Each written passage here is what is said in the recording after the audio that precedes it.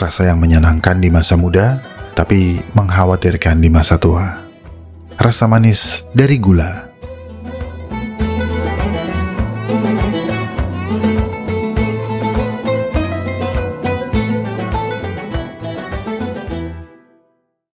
Ketika kita mendengar kata manis, yang terbayang di kepala mungkin adalah gula pasir.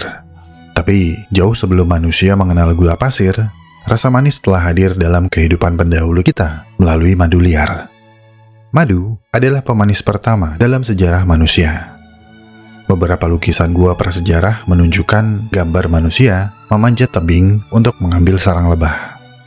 Ini menunjukkan kalau sejak awal ditemukannya, rasa manis sudah diasosiasikan dengan kenikmatan, keberuntungan, bahkan keberkahan. Namun seperti yang kita tahu, madu bukanlah sesuatu yang mudah didapat. Untuk memperoleh madu, kita bergantung sepenuhnya pada musim dan keberanian. Tidak setiap hari manusia bisa menikmati madu. Jadi, rasa manis yang dianggap sangat spesial ada benarnya. Rasa manis memang bukan sesuatu yang murah dan mudah didapatkan di alam.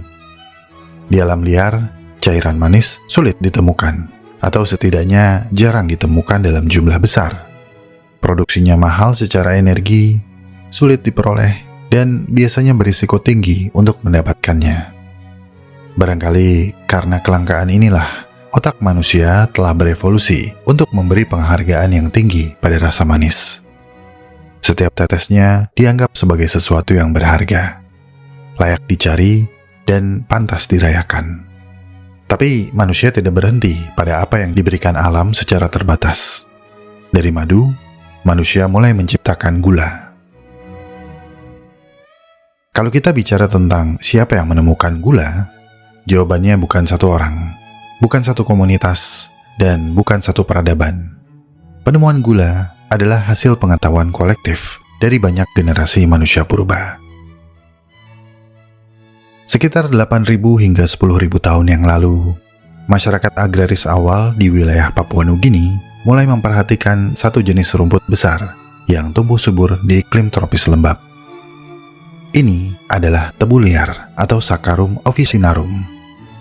Tumbuhan yang sangat digemari di sana pada saat itu. Rasanya manis, tapi masyarakat Papua Nugini belum menemukan gula dalam bentuk kristal putih seperti sekarang.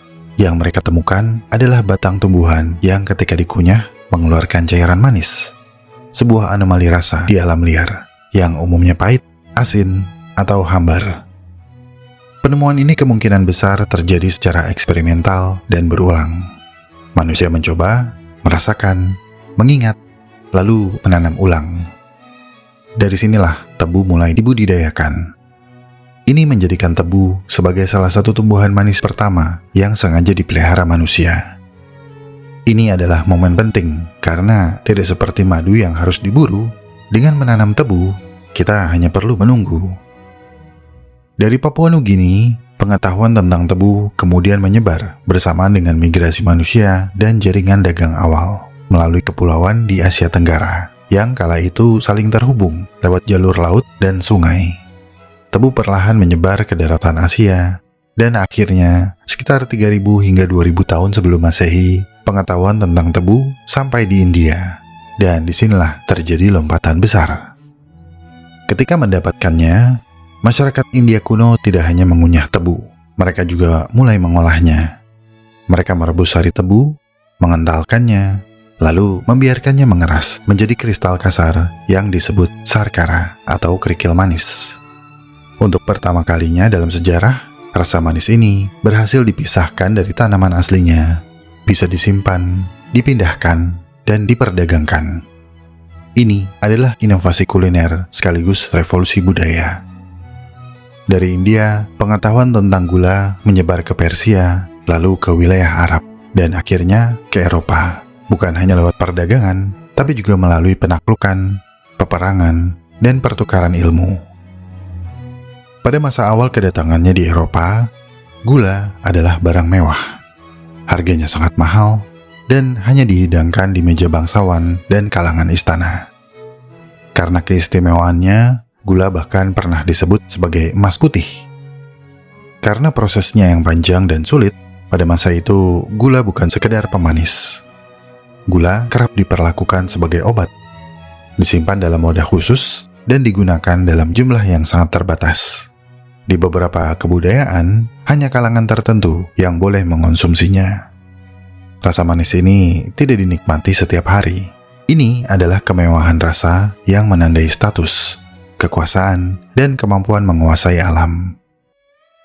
Namun, kemewahan di satu tempat seringkali berarti penderitaan di tempat lain. Manisnya gula seringkali terasa pahit di tempat lain. Di titik inilah perjalanan gula mulai bersinggungan dengan keserakahan.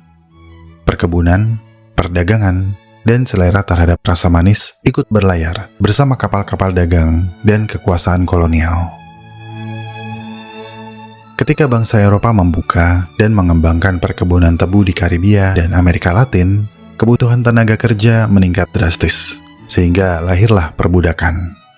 Jutaan orang dari negara Afrika yang telah ditaklukkan, diculik, diperbudak, dan dipaksa bekerja di ladang tebu. Tidak jarang nyawa mereka melayang karena terus dipaksa meladang. Peristiwa ini sekaligus menyadarkan kita bahwa sejarah gula bukan hanya sejarah ekonomi global, tetapi juga sejarah penderitaan manusia. Sejak saat itu, gula tidak lagi sekedar soal rasa, tapi juga soal kuasa. Hingga akhirnya, cerita gula tidak lagi terasa jauh dan asing. Sekarang, gula yang istimewa telah menjadi biasa. Gula telah menyentuh tanah, dapur, dan kebiasaan kita semua. Jadi, gula yang saat ini tampak sederhana di dapur kita sesungguhnya memiliki jejak panjang dalam sejarah dunia. Jejak yang manis dan istimewa, tetapi juga penuh perjuangan, darah, dan duka nestapa. Dari sesuatu yang langka dan bernilai tinggi menjadi bahan murah yang aksesnya semakin mudah. Dari kemewahan menuju kebiasaan. Setiap peradaban menambahkan lapisan baru, seperti teknik pengolahan, makna simbolik, hingga nilai ekonominya. Dari tetes yang dihitung menuju takaran yang nyaris tak terasa. Perubahan ini terjadi begitu cepat, bahkan lebih cepat daripada kemampuan tubuh manusia untuk menyesuaikan diri. Dan seiring berjalannya waktu dan berkembangnya teknologi, manusia tidak lagi sekedar menemukan gula. Kita mulai meneliti, mengembangkan, dan memproduksinya dalam skala industri yang jauh lebih besar. Jika diteliti secara ilmiah, gula bukanlah satu zat tunggal. Apa yang kita sebut sebagai gula, sesungguhnya adalah keluarga besar molekul karbohidrat sederhana, dengan rupa yang mirip, tetapi dengan sifat yang berbeda-beda. Glukosa adalah bentuk paling dasar, energi utama yang dipahami tubuh manusia sejak ribuan tahun yang lalu. Fruktosa adalah gula alami yang paling banyak ditemukan dalam buah. Sementara sukrosa, yang kita kenal sebagai gula pasir, adalah gabungan antara glukosa dan fruktosa. Ada pula laktosa yang terkandung dalam susu, serta maltosa yang muncul dari hasil pemecahan pati atau tepung-tepungan. Gula ibarat satu keluarga besar. Ada yang cepat diserap tubuh, ada yang lebih lambat, ada yang memberi lonjakan energi sesaat, dan ada pula yang lebih stabil. Masalahnya mulai muncul ketika manusia memasuki era produksi massal.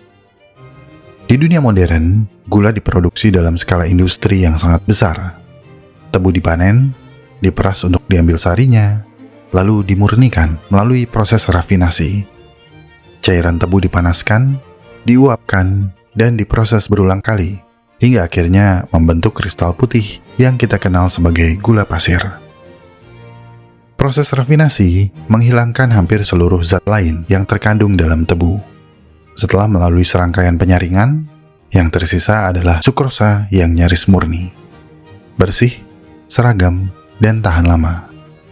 Karena kemurnian inilah, gula rafinasi menjadi sangat disukai industri.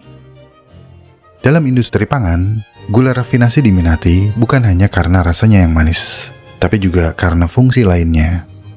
Ia membantu menjaga tekstur roti agar tetap lembut, menyeimbangkan rasa asam dalam saus, sekaligus memperpanjang masa simpan makanan. Bahkan dalam produk yang tidak terasa manis sekalipun, gula sering hadir sebagai penyeimbang rasa. Artinya, rasa manis kerap datang tanpa kita sadari. Ia menyusup menjadi latar belakang rasa yang terus-menerus hadir. Meskipun dalam jumlah sedikit, kehadiran gula membentuk preferensi tanpa perlu terasa mencolok. Dan lama-kelamaan, kepekaan kita terhadap rasa manis pun menumpul. Di tengah dominasi gula tebu rafinasi, Nusantara sesungguhnya memiliki tradisi pemanis alami yang tak kalah kaya. Ada gula aren yang dibuat dari nira pohon aren, ada gula kelapa yang berasal dari nira bunga kelapa. Prosesnya relatif sederhana.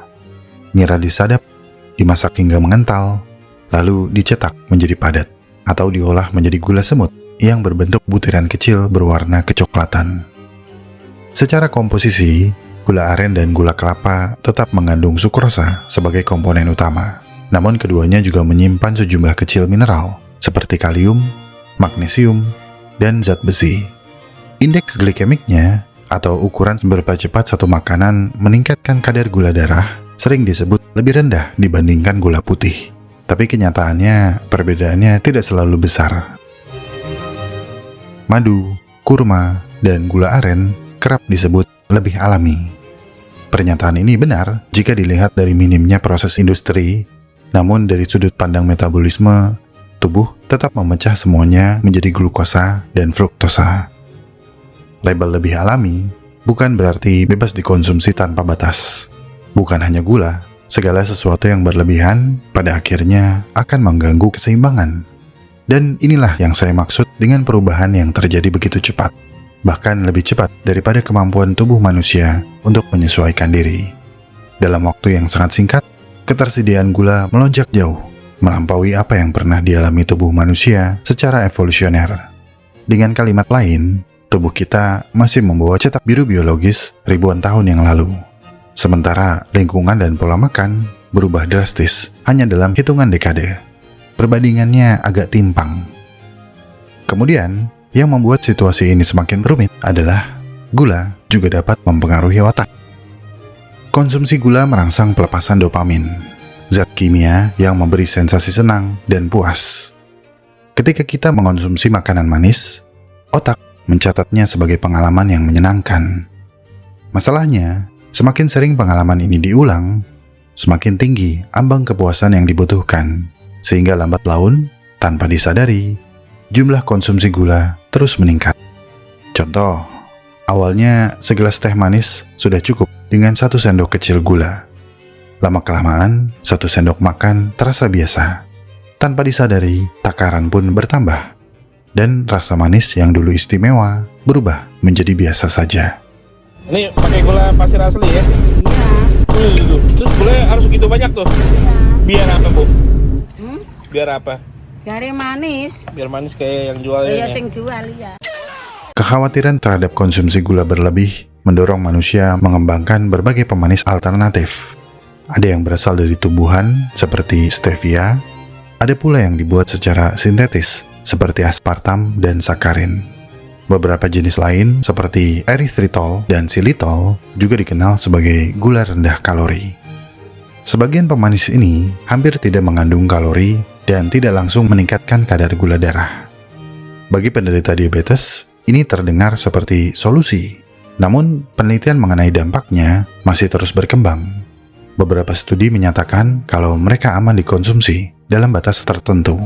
Sementara studi lain menyatakan konsumsi dalam jangka panjang berkaitan dengan perubahan mikrobiota usus atau kumpulan bakteri hidup dalam sistem pencernaan kita. Sebagian penelitian menunjukkan pemanis non-nutritif dapat membantu menurunkan berat badan dalam jangka pendek. Namun, meta-analisis lain menunjukkan hasil yang beragam. Ada dugaan bahwa rasa manis tanpa energi dapat mengganggu mekanisme regulasi tubuh karena otak menerima sinyal manis tanpa asupan energi yang sepadan. Kita pakai stevia untuk manisnya. Kita harus sehat mulai dari sekarang. Gak ada lagi kromboloni, gak ada lagi cookie, ya kan? Mari kita coba stevia ini, gula palsu. Berat banget, apalagi punya aku.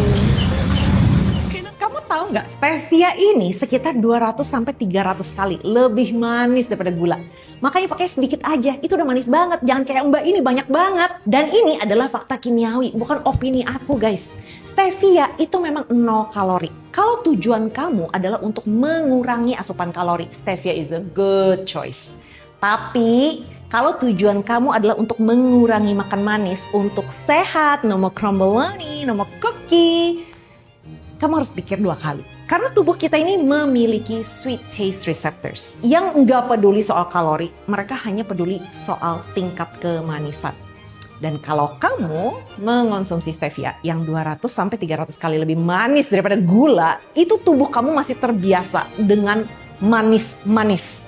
Yang ada, kamu juga masih akan suka yang manis-manis dan craving kamu tuh masih tetap ada. Jadi apakah itu berarti stevia jelek? Ya enggak juga. Stevia adalah sebuah alat untuk membantu kamu transisi dari gula untuk orang diabetes, atau seperti aku bilang tadi, untuk membantu kamu mengurangi asupan kalori. Mungkin sampai di sini banyak yang bertanya, lalu harus gimana dong? Ya harus tahu batas aja. Karena ingat, tubuh kita bukan sekedar mesin pembakar kalori. Tubuh kita adalah sistem biologis kompleks yang bereaksi terhadap sinyal, rasa, hormon, dan kebiasaan. Ketika kesinambungan ini terganggu, dampaknya tidak selalu langsung terasa, tetapi perlahan dan terakumulasi. Jadi persoalannya bukan hanya soal jumlah kalori, melainkan juga soal menjaga kebiasaan.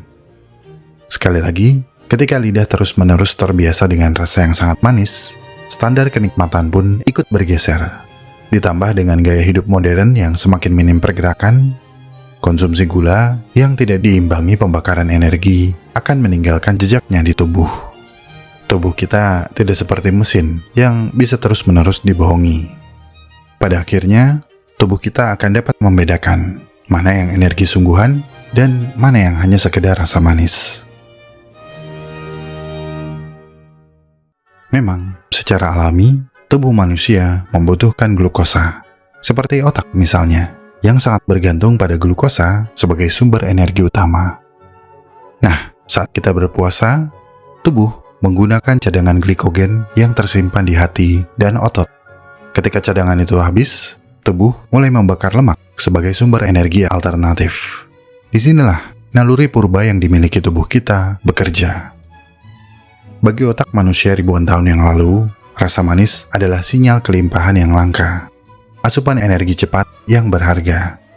Maka, otak berevolusi untuk menghargainya secara berlebihan. Tapi belakangan, naluri yang dulu menyelamatkan justru menjadi celah petaka. Di abad ke-20, setelah industri makanan berkembang pesat, gula menjadi bahan murah dan efektif untuk meningkatkan cita rasa. Yang berubah bukan zat yang terkandung di dalamnya, melainkan skalanya. Gula yang dulu jarang dan mahal, kini hadir dengan mudah, murah, beragam, dan nyaris tak terasa.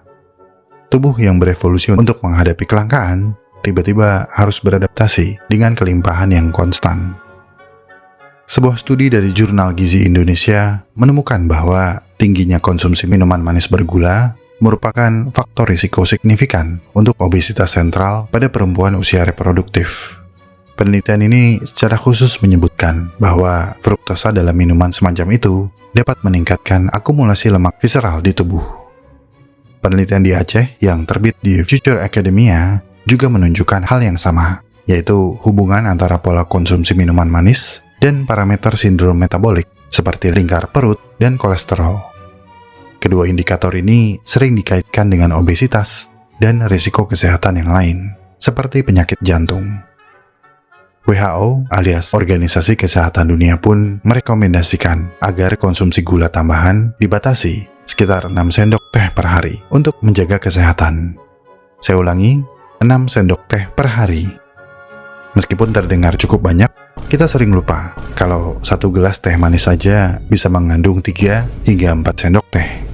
Satu minuman manis kemasan bisa mengandung 7 hingga 10 sendok teh. Kopi kemasan 2 sendok makan gula, minuman isotonik 4 sendok makan gula, minuman untuk anak-anak hampir 3 sendok makan gula, susu coklat sekecil ini 1 sendok makan dan 1 sendok teh gula, teh dalam botol 2 sendok makan gula. Intinya gula, gula, dan gula. Problemnya minuman seperti ini ada di mana-mana, di sekolah, di warung, di resto, di kampus, di supermarket, dan kebanyakan orang tidak sadar berapa banyak gula yang mereka konsumsi lewat minuman seperti ini. Jumlah anak-anak dan orang dewasa yang mengalami obesitas, diabetes, sampai harus cuci darah meningkat setiap tahun di Indonesia. So, selama belum ada nutrition grade di Indonesia, kita sebagai customer harus jadi smart dan selalu cek komposisi dan informasi nilai gizi sebelum beli minuman seperti ini. Ayo, mulai dari sekarang mengurangi minuman seperti ini dan utamakan air putih. Ini berarti, jika kita cuek menenggak apapun, tanpa sadar kita telah menghabiskan jatah gula harian.